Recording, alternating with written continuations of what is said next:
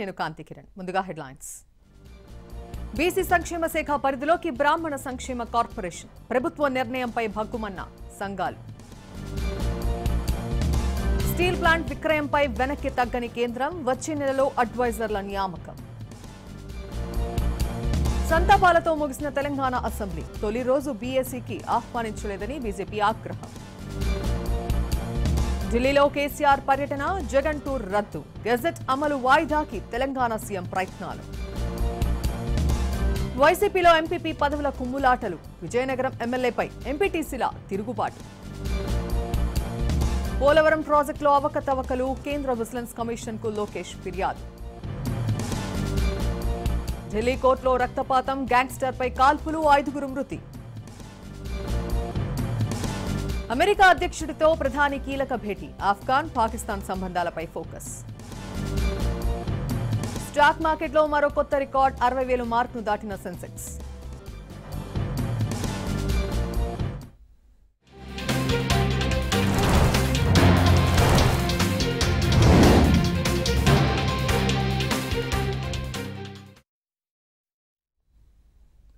మండలాధీశుడిగా తమ వర్గం వారిని కుర్చీలో కూర్చోపెట్టేందుకు ఎమ్మెల్యేలు చేసిన ప్రయత్నాలు స్థానిక నేతలకు కోపం తెప్పించాయి. ఆంధ్రప్రదేశ్ అధికార వైసీపీలో ఎంపీపీ ఎన్నికలు అగ్నికి ఆజ్యం పోశాయి. పలుచోట్ల పోలీసులు ఎంటర్ అయి పరిస్థితిని చక్కబెట్టాల్సిన పరిస్థితులు తలెత్తాయి. ఏపీలో మండల పరిషత్ అధ్యక్ష ఎన్నికలు నువ్వానేనా అన్నట్లు సాగాయి. ఎంపీటీసీల అభిష్టానికి వ్యతిరేకంగా ఎమ్మెల్యేలు, ఎమ్మెల్సీలు, అధికార పార్టీలోని కీలక నేతలు తమ వర్గం వారికి ఎంపీపీ పదవి ఇప్పించుకోవడంలో చూపించిన రాజకీయ ఎత్తుగడలు స్థానిక నేతల ఆగ్రహం కట్టలు తెంచుకునేలా చేసింది. విజయనగరం జిల్లా శృంగవరపుకోట ఎమ్మెల్యే కడుబండి శ్రీనివాసరావు ఎంపీపీ పదవులను కోట్ల రూపాయలకు అమ్ముకున్నారని ఆరోపిస్తూ ఎంపీటీసీలు ఎంపీడీఓ కార్యాలయం ముందు ఆందోళనకు దిగారు. వేపాడలో రెచ్చిపోయిన ఎమ్మెల్యే వర్గీయులు లోపలికి చొచ్చుకుపోయి అధికారుల చేతుల్లోని పత్రాలు గుంజుకోవడంతో ఎన్నిక వాయిదా పడింది. కొత్త వలసలో ఎమ్మెల్యే వైఖరికి వ్యతిరేకంగా ఎంపీటీసీలు దూరంగా ఉండడంతో ఎంపీపీ ఎన్నిక వాయిదా పడింది. భోగాపురం మండలంలో టీడీపీ, వైసీపీ చెరిసగం స్థానాలు గెలవడంతో భోగాపురం 2 టీడీపీ ఎంపీటీసీని వైసీపీ కొనుగోలు చేసిందని ప్రతిపక్షం ఆరోపించింది.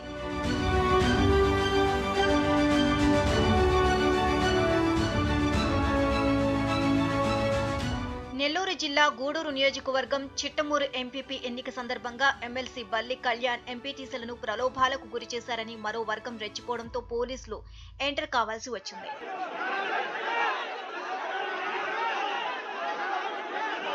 అనంతపురం జిల్లా బ్రహ్మసముద్రం మండల పరిషత్ కార్యాలయం తలుపులు, కిటికీలు మూసేసి ఎంపీపీ ఎన్నిక నిర్వహించారు.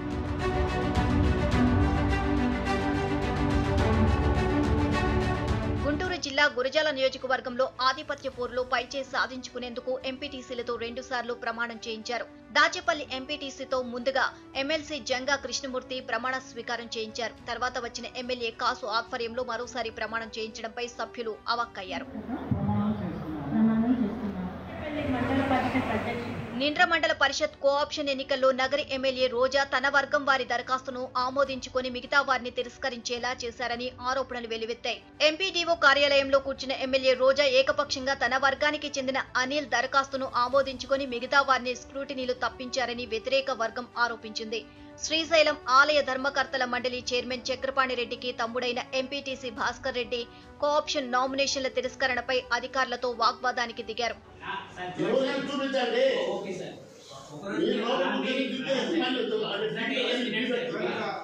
పశ్చిమ గోదావరి జిల్లా జీలుగుమిల్లి ఎంపీపీ ఎన్నిక వాయిదా పడింది. ఎమ్మెల్యే తెల్లం బాలరాజు సూచించిన సున్నం సురేష్ ను ఎంపీపీగా చేసేందుకు ఇష్టపడని మెజారిటీ ఎంపీటీసీలు ఎన్నికకు దూరంగా ఉన్నారు.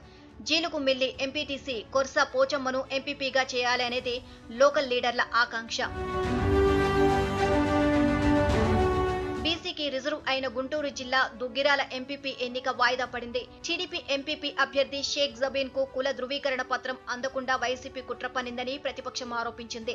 మొత్తానికి కోరం లేకుండా వాయిదా పడిన ఎన్నికల్లో అంతిమ గెలుపు వైసీపీదేనని ఎమ్మెల్యే ఆళ్ల రామకృష్ణారెడ్డి అన్నారు.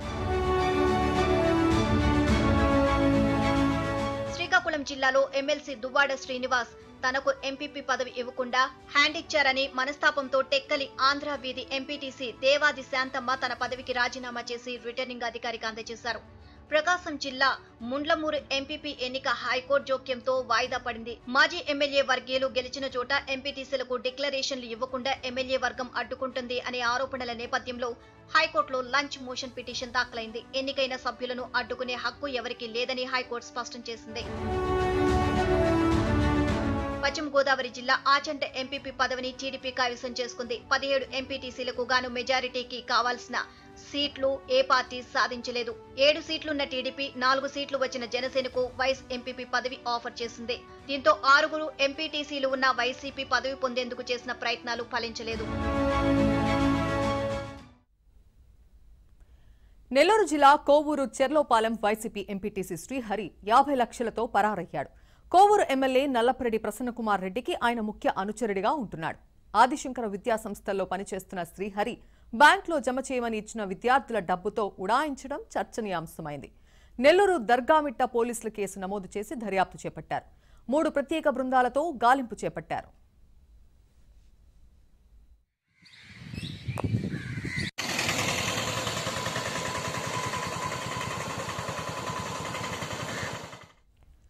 కోవూరు ఎమ్మెల్యే నల్లపరెడ్డి ప్రసన్నకుమార్ రెడ్డికి శ్రీహరి ముఖ్య అనుచరుడు కావడంతో ఈ కేసు నుంచి తప్పించేందుకు అనేక ప్రయత్నాలు చేస్తున్నట్టు తెలుస్తోంది.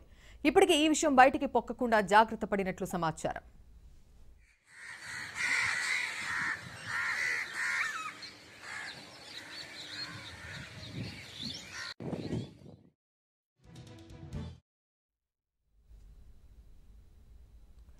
కొంతకాలంగా చల్లబడిన విశాఖ స్టీల్ ప్లాంట్ అంశం మళ్లీ వేడెక్కింది. స్టీల్ ప్లాంట్ అమ్మకానికి కేంద్రం చురుగ్గా అడుగులు వేస్తోంది. లీగల్ ట్రాన్సాక్షన్ అడ్వైజర్ల నియామకానికి కేంద్రం చకచకా పావులు కదుపుతోంది.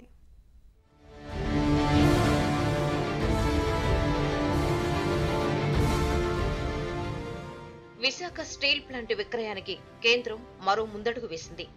వచ్చే నెల మొదటి వారం నాటికి లీగల్ ట్రాన్సాక్షన్ అడ్వైజర్లను ఖరారు చేసే దిశగా కేంద్రం అడుగులు వేస్తుంది. లీగల్ అడ్వైజర్ ఎంపిక కోసం 7 సంస్థలు బిడ్లు దాఖలు చేయగా 5 సంస్థలతో తుది జాబితాను కేంద్రం రూపొందించింది. వీటిల్లో ఢిల్లీకి చెందిన 3 కంపెనీలతో పాటు గుర్గాం, ముంబై కంపెనీలు ఉన్నాయి.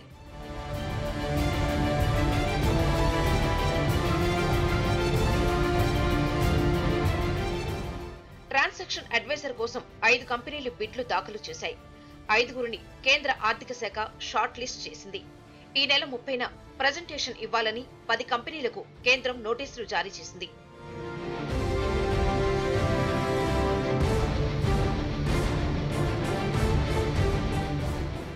ఇప్పటికే విశాఖ స్టీల్ ప్లాంట్ ల్యాండ్ రికార్డులను డిజిటలైజ్ చేయాలని కేంద్ర ఉక్కు శాఖ మంత్రి రామచంద్ర ప్రసాద్ ఆదేశించారు. ల్యాండ్ రికార్డులు డిజిటలైజ్ పనులను విశాఖ స్టీల్ ప్లాంట్ యాజమాన్యం మరింత వేగవంతం చేసింది. ఆగస్టులో లీగల్ అడ్వైజర్ నియామకానికి కేంద్రం నోటిఫికేషన్ జారీ చేసింది. లీగల్ ట్రాన్సాక్షన్ అడ్వైజర్ల ఎంపిక తర్వాత స్టీల్ ప్లాంట్ విక్రయ ప్రక్రియ ప్రారంభం కానుంది. విశాఖ ఉక్కు 100% అమ్మకంపై ఆర్థిక శాఖ తదుపరి కార్యాచరణ చేపట్టనుంది.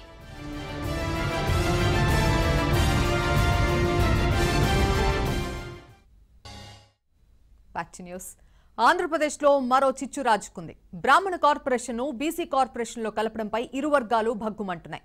3 రోజుల క్రితం రాష్ట్ర ప్రభుత్వం జీవో తీసుకొచ్చి ఆ తర్వాత గెజెట్ నోటిఫికేషన్ ఇవ్వడం ఇప్పుడు రాష్ట్రంలో హాట్ టాపిక్ గా మారింది.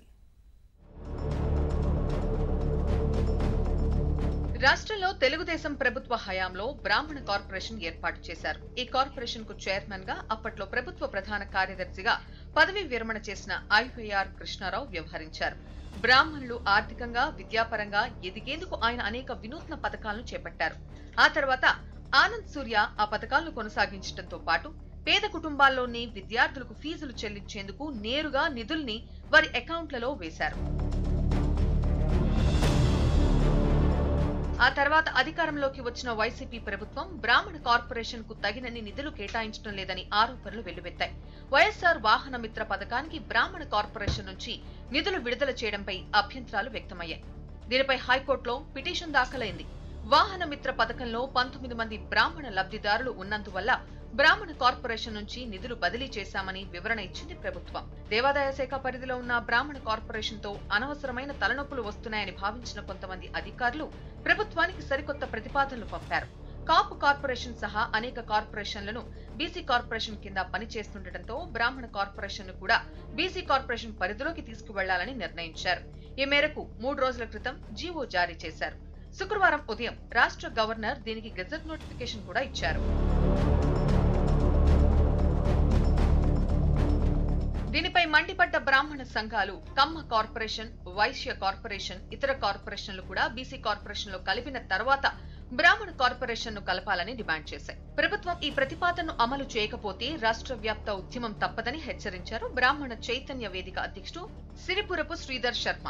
అగ్రవర్ణాల్లో ఉన్నది ఒక బ్రాహ్మణులు మాత్రమే కాదు, మరి ఆర్య వైశ్య కార్పొరేషన్ ప్రభుత్వాలు ఏర్పాటు చేసింది. అట్లానే కమ్మ, రెడ్డి, కాపు, రాజు కార్పొరేషన్లు కూడా ప్రభుత్వాలు ఏర్పాటు చేయడం జరిగింది.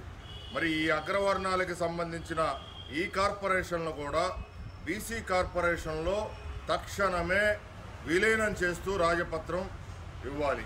ముఖ్యమంత్రి జగన్ బ్రాహ్మణులు, పురోహితులు, అర్చకుల పట్ల వివక్షతో వ్యవహరిస్తున్నారని ఆందోళన వ్యక్తం చేశారు బ్రాహ్మణ కార్పొరేషన్ మాజీ చైర్మన్ వేమూరి ఆనంద సూర్య. వైసీపీ అధికారంలోకి వచ్చిన తర్వాత కార్పొరేషన్ కు నిధులు నిలిపివేసినందువల్ల అనేక మంది బ్రాహ్మణులు ఇబ్బందులకు గురవుతున్నారన్నారు. బ్రాహ్మణ కార్పొరేషన్ విచ్ఛిన్నం చేసేందుకే ప్రభుత్వం ఈ కుట్రకు పూనుకుందని ఆరోపించారు. బ్రాహ్మణ జాతి ఎడల, అర్చకుల ఎడల, పురోహితుల ఎడల చాలా దారుణంగా ప్రవర్తిస్తోందనటానికి ఈ రోజున బ్రాహ్మిన్ కార్పొరేషన్ని ఎండోమెంట్ డిపార్ట్మెంట్ నుంచి బీసీ డిపార్ట్మెంట్కి ట్రాన్స్ఫర్ చేయటంలో జరుగుతున్నటువంటి కుట్ర ఏంటి? జగన్మోహన్ రెడ్డి గారు ఈ రాష్ట్రంలో ఉన్నటువంటి 45 లక్షల మంది బ్రాహ్మణ ఓటర్లకు జవాబు చెప్పవలసినటువంటి అవసరం ఉంది. బ్రాహ్మణ కార్పొరేషన్ బీసీ కార్పొరేషన్ లో కలపడంపై బీసీ సంఘాలు కూడా భగ్గుమన్నాయి. ప్రభుత్వం ఇటువంటి పనులు మానుకోవాలని, లేని పక్షంలో ఉద్యమం తప్పదని హెచ్చరించాయి. రూపాయి బడ్జెట్ లేకుండా కూర్చోవడానికి కుర్చీ లేకుండా కులానికో కార్పొరేషన్ ఏర్పాటు చేశారని ధ్వజమెత్తారు తెలుగుదేశం పార్టీకి చెందిన మాజీ ఎమ్మెల్సీ తిప్పేస్వామి. తాజాగా ప్రభుత్వం అగ్రవర్ణాలు వారి కార్పొరేషన్లను బీసీ కార్పొరేషన్ లో కలపడం అంటే బీసీలకు తీరని ద్రోహం చేయడమేనని ఆయన ఆగ్రహం వ్యక్తం చేశారు. ప్రభుత్వం జీవోను ఉపసంహరించుకోవాలని బీసీ సంఘాల ఐక్య వేదిక కన్వీనర్ కేసన శంకర్రావు డిమాండ్ చేశారు. కులానికి ఒక బీసీ కార్పొరేషన్ ఏర్పాటు చేసి ఆ కార్పొరేషన్కు విజయవాడలో, అమరావతిలో ఇంతవరకు కార్యాలయం లేవు, కార్పొరేషన్ చైర్మన్కు కుర్చీ లేదు, దిక్కు లేదు, దానికి ఒక రూపాయి బడ్జెట్ కూడా లేదు. కేవలం ప్రచార ఆర్భాటానికే బీసీ కార్పొరేషన్లో మరి కుల సంఘాల ద్వారా కుల సంఘాల యొక్క కార్పొరేషన్ ఏర్పాటు చేసి ఒక్క రూపాయి కూడా, ఒక్క నయా పైస, రాగి నయా పైస కూడా ఇవ్వకున్నటువంటి నిర్వీర్యం చేసినటువంటి ఘనత జగన్మోహన్ రెడ్డి గారికి దక్కుతుంది. ప్రభుత్వం జారీ చేసిన జీవోపై ఇరు వర్గాలు కోర్టును ఆశ్రయించేందుకు ప్రయత్నిస్తున్నాయి. అమెరికాలో 2వ రోజు ప్రధాని మోదీ బిజీగా ఉన్నారు. ప్రెసిడెంట్ జో బైడెన్ తో భేటీ అయ్యారు. క్వాడ్ సమావేశంలో పాల్గొనున్నారు. ఆస్ట్రేలియా, జపాన్ ప్రధానులతో ప్రత్యేకంగా సమావేశమై ద్వైపాక్షిక సంబంధాలపై చర్చించారు.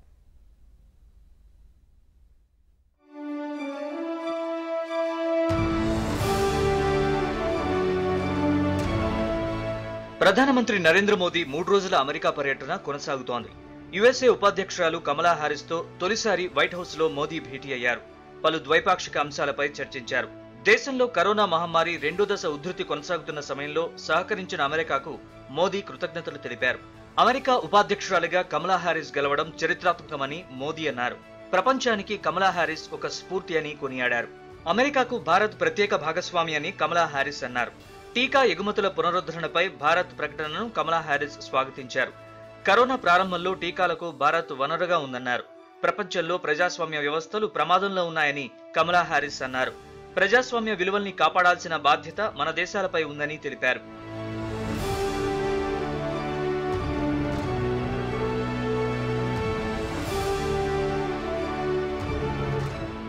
మొదటి రోజు ప్రధాని మోదీ 5 దిగ్గజ కంపెనీలైన Qualcomm, Adobe, First Solar, General Atomics, Blackstone సీఈఓలతో చర్చలు నిర్వహించారు. ఆస్ట్రేలియా ప్రధానమంత్రి స్కాట్ మోరిసన్, జపాన్ ప్రధాని యోషిహిదే సుగాతో భేటీ అయ్యారు. ద్వైపాక్షిక, అంతర్జాతీయ అంశాలపై చర్చించారు.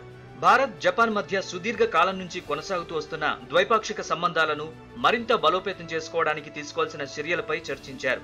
ముంబై అహ్మదాబాద్ హైస్పీడ్ రైల్ ప్రాజెక్టును సకాలంలో పూర్తి చేయడానికి తీసుకోవాల్సిన చర్యలపైన చర్చించారు. ఇండో పసిఫిక్ రీజియన్ను స్వేచ్ఛాయుత బహిరంగ వాణిజ్య అవసరాల కోసం పరస్పరం వినియోగించుకోవాలని తీర్మానించారు. జపాన్ ప్రధానితో నరేంద్ర మోదీ భేటీ కావడం ఇదే తొలిసారి. అలాగే ఆయనతో క్వాడ్ మీటింగ్ లో పాల్గొనడం కూడా ఇదే మొదటిసారి.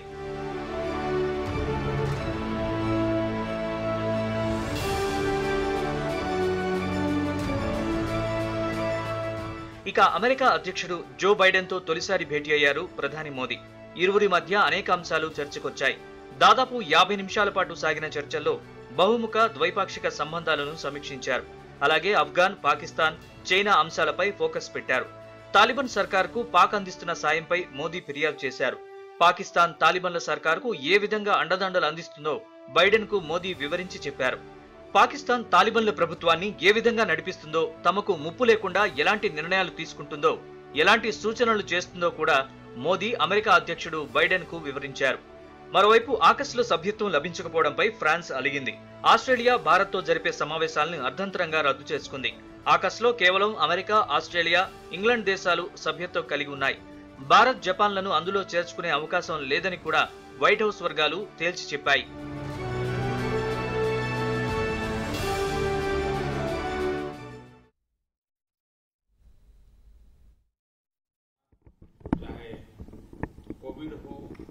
क्लाइमेट हो या क्वाड हो, हर एक में एक बहुत ही यूनिक इनिशिएटिव लिया है और मैं समझता हूँ ये यूनिवर्सिटी, ये जो आपका इनिशिएटिव है आने वाले दिनों में बहुत बड़ा प्रभाव पैदा करेगा।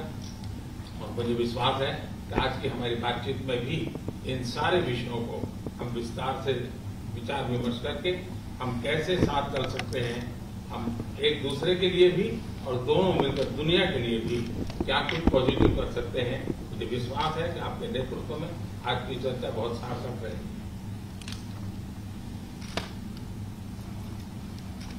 Mr. President, you mentioned very important issues, and after assuming charge as President of the United States, you have taken very unique initiatives, whether that be COVID-19, climate change, or even Quad. And in the days after that, after taking this initiative, you have made and deployed great efforts to bring them to implement your vision. And also today we have this opportunity to discuss all these issues in great detail. How and after our discussions, we will look towards how we can work further together, not only for our respective countries, but for the entire world, how we can take positive action. And I am I'm absolutely convinced that under your leadership, whatever we do, it will be extremely relevant for the entire world. राष्ट्रपति जी, मैं फिर से एक बार आपका बहुत बहुत धन्यवाद करता हूँ इस गर्मजोशी भरे स्वागत के लिए। Once again, Mr. President, let me thank you profusely for this very warm welcome. Mr. President, when will vaccine deliveries under the Quad initiative start? When will vaccine deliveries under the Quad initiative start? Thank you. Let's go. Come on, guys. Let's go. Let's go. Thank you. Thank you.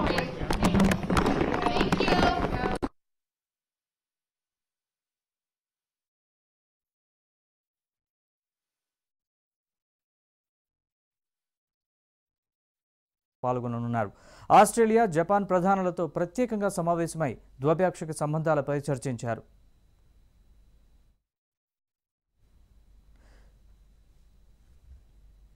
Delhi Rohini court రక్తసిక్తమైంది. న్యాయదేవత సాక్షిగా కాల్పులు చోటు చేసుకున్నాయి.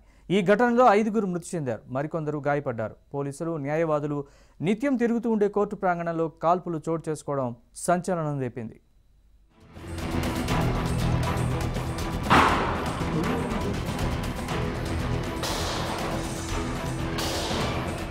Delhi Rohini court మిట్ట మధ్యాహ్నం కాల్పుల మూతతో దద్దరిల్లింది. కోర్టు హాలు నెంబర్ 207లో తుపాకీ కాల్పులు జరిగాయి. ప్రత్యర్థులు జరిపిన కాల్పుల్లో most wanted criminal gangster Jitendra alias Gogi మృతి చెందాడు. దుండగులు న్యాయవాదుల దుస్తుల్లో వచ్చి కాల్పులు జరిపారు. ఓ కేసు హియరింగ్ విషయంలో జితేంద్ర గోగి కోర్టుకు హాజరవ్వగా ఈ ఘటన చోటు చేసుకుంది.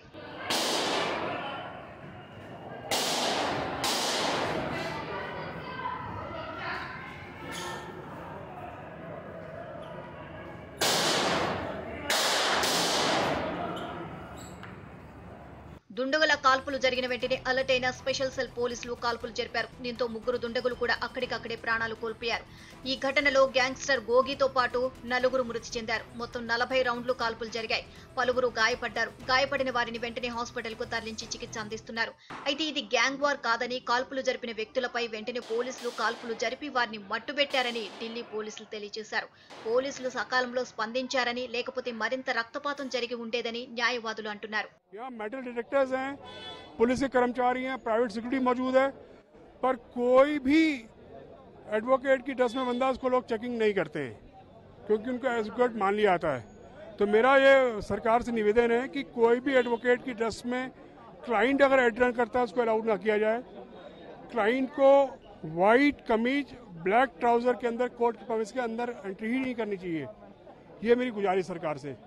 2018లోనూ రోహిణి కోర్టులో కాల్పులు చోటు చేసుకున్నాయి. ఆ కాల్పుల్లో గోగి గ్యాంగ్ సభ్యులు ప్రత్యర్థి టిల్లు గ్యాంగ్ సభ్యులను కాల్చి చంపింది. తాజాగా అదే కోర్టులో జరిగిన కాల్పుల్లో జితేందర్ గోగిని చంపింది టిల్లు తాజ్ పురియా గ్యాంగ్ సభ్యులుగా అనుమానిస్తున్నారు. నిందితులు పక్కా ప్రణాళికతోనే అటాక్ చేసినట్లు తెలుస్తోంది. గోగి కోర్టుకు హాజరవుతారని ముందస్తు సమాచారం మేరకే ముందుగానే కోర్టు ఆవరణను రెక్కీ చేసి లాయర్ వేషధారణలో వచ్చి కాల్పులు జరిపారని తెలుస్తోంది. రెక్కీ నిర్వహిస్తున్న సమయంలోనే లోపలి వ్యక్తులు ఈ దుండగులకు సహకరించారా అనే కోణంలో కూడా పోలీసులు విచారిస్తున్నారు.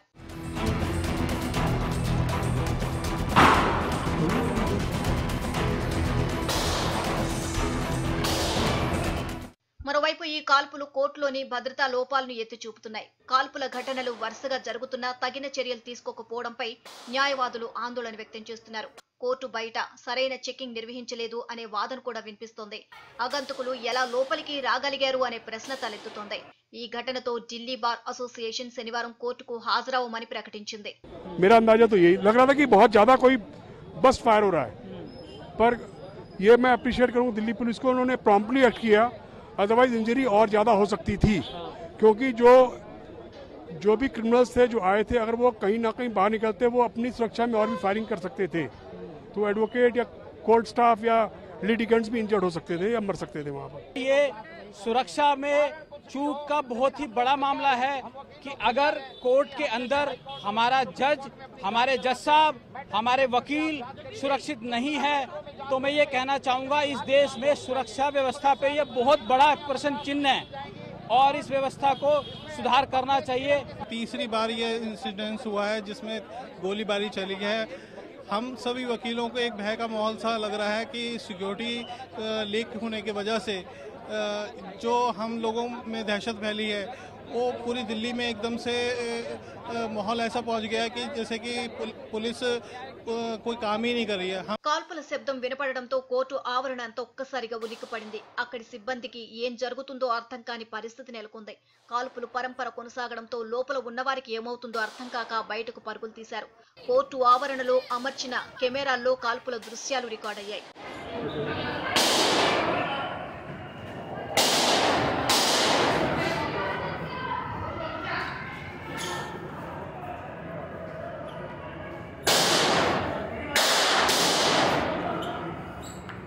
గ్యాంగ్స్టర్ జితేందర్ గోగిపై చాలా క్రిమినల్ కేసులు ఉన్నాయి. 2010లో ఓ హత్య కేసుతో వెలుగులోకి వచ్చిన గోగి ఆ తర్వాత తన నేర సామ్రాజ్యాన్ని విస్తరించాడు. 2016లో పోలీస్ కస్టడీ నుంచి జితేంద్ర గోగి పరారయ్యాడు. అతనిపై ఢిల్లీ, హర్యానా ప్రభుత్వాలు చెరో 10 లక్షల రివార్డును గతంలో ప్రకటించాయి. 30 ఏళ్ల జితేంద్ర గోగి గత ఏడాది ఏప్రిల్లో మోకా చట్టం కింద అరెస్ట్ అయ్యాడు. హత్యలు, హత్యాయత్నం, దోపిడీతో సహా 19 కేసులు జితేంద్రపై ఉన్నాయి. గోగికి ప్రత్యర్థులకు మధ్య గత కొంతకాలంగా గ్యాంగ్ వార్ నడుస్తోంది. ఈ వార్లో దాదాపు 25 మంది మృత్యువాత పడ్డారు.